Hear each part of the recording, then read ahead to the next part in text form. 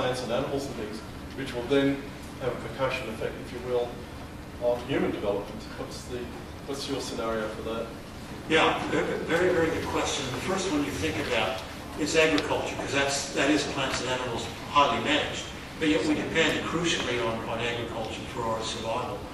And the thought there is that there'll be winners and losers, and unfortunately the winners and losers will tend to exacerbate inequality. In other words, there'll be areas in the north, I'm thinking of Russia, Scandinavia, which will benefit. We'll see increasing agricultural production, parts of Canada. But the countries which are already struggling, those near the equator and the less developed ones, will have even more trouble. There'll be more drought prone and more heat sensitivity. A really good example of heat sensitivity is in the rice plant. There's a definite upper tolerance level where the rice plant becomes infertile and doesn't produce seed if it goes above a certain level. So there's a race on now to breed more temperature tolerant rice plants to keep up with the projected temperature rise. In terms of the natural environment, and there are a whole range of ecosystem services indirectly on which we depend, as I mentioned, they're actually more vulnerable because we don't manage them or we can't put inputs into them. Things like ability to control pests and diseases. The predators of insect pests, they may be decoupled from the insect, and so you get an outbreak of dengue fever. These sort of things are being looked at. Somebody has an asked question. In reference to the peak oil, looking at Saudi Arabia and like Dubai and all those things, is there anything these countries are doing to focus on when they do run out?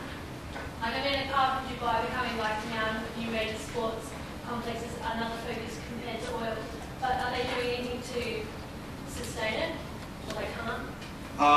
Interestingly, in contrast, most of the Middle Eastern countries are not doing a whole lot to sustain it as far as I know.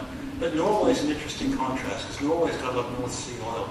And they're investing enormously in trust funds for the future in terms of for medical systems and so on. So they're using their money to invest in the future development of the country rather than building lots of things now. So there are different strategies that people have.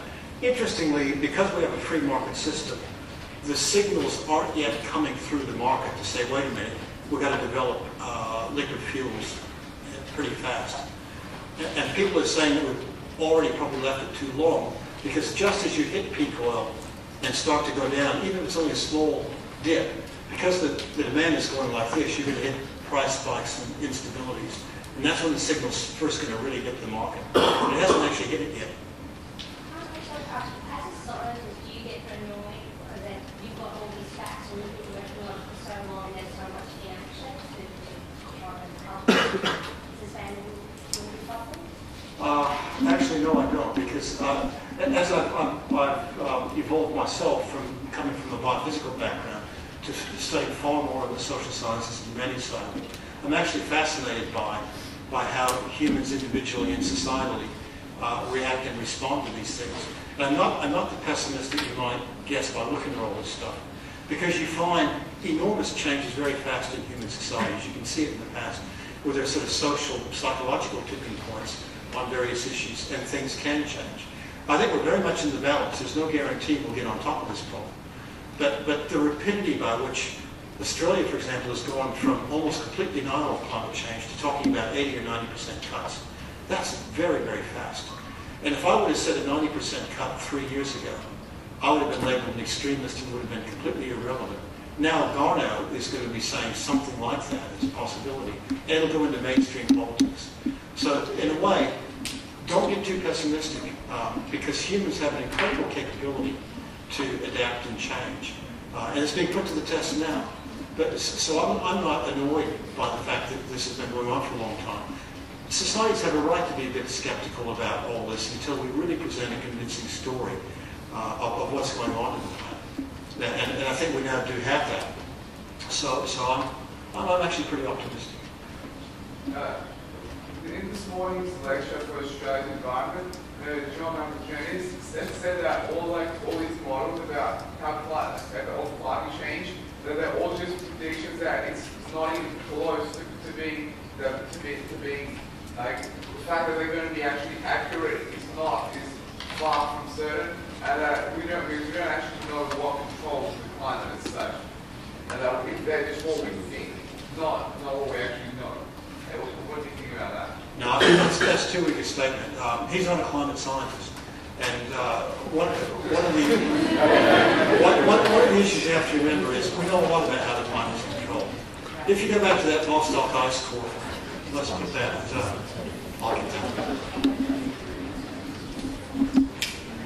we know a lot of this climate. Yeah. Okay, look at that.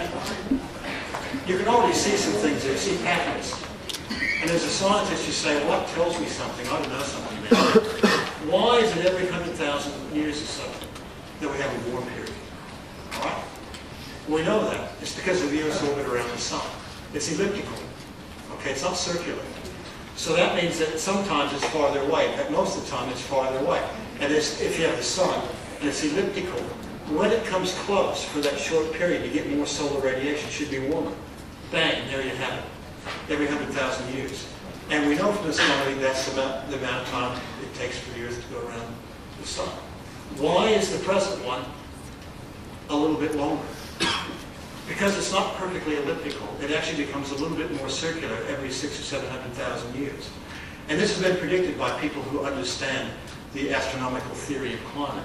And they said, aha, I understand this. And if I understand my astronomy, if we go back to 600,000 years ago, we should see an unusually long warm period, but not quite as warm in the absolute temperature. They predicted that. Then we got a longer ice core. Bang, they were dead on. So you know something about climate? Absolutely. Now, what causes the amount of temperature difference between a cold period and a warm period? Which says different solar radiation. Not really. Why? Because if you actually measure the amount of difference in solar radiation, you can do that. It only accounts for about 15% of the warming or the cooling. What does most of the work? Well, now we know that. Two things. Greenhouse gases and albedo, reflectivity, as ice sheets grow and retreat. Greenhouse gases? No-brainer. Why? You can go into a lab and measure it. I can take you into the Department of Chemistry over here at ANU, and I can do a thing, take you with a machine called a spectrometer. What does it do? It puts radiation through a chemical, and depending on the chemical bonds, it absorbs the radiation or not. It's specific to a chemical bond. Okay? And that's been around for a long time. It's a basis for characterizing chemicals. Why is it relevant to greenhouse gases? Carbon dioxide is a chemical. It has two bonds, both the same, carbon and oxygen, double bonds. We know the wavelength at which they absorb because we can put them into the lab over there across the campus and measure it. That happens to be some of the wavelengths of the radiation that comes out from the Earth's surface. So we know it's absorbing that. That's just a physical property of that molecule. So the more we put in, and the more other greenhouse gases we put in that absorb, the more it traps heat near the Earth's surface. So that's part of the reason why you get a much bigger temperature swing, because the Earth itself is amplifying what the sun does. So we'll know all that. That's first year stuff. So yes, we do know a lot.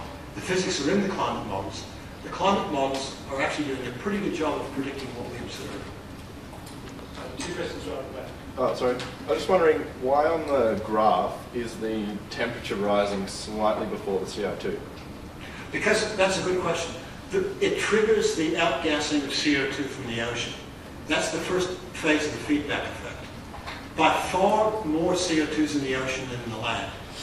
Again, this is physical chemistry. If you do first year chemistry across the way here, you'll learn that CO2 is less soluble in warm water than it is in cold water.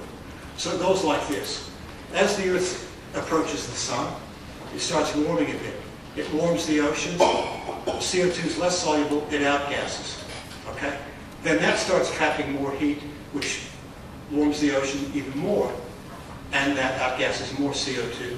And as the climate warms, that evaporates more water, and water vapor is a powerful greenhouse gas, and so on. So it's not simple cause-effect, it's a system. And that's why you have to go from doing standard science, which is all about cause-effect, to doing system-type research to understand how that thing actually operates. It's got 3 minutes left, I've got a queue of 4. I'll try to be brief. Why in each of the gases, in each of the segments, is it slowly getting hotter? Because there's more peaks of heat within each as they progress. Oh, well, it isn't actually.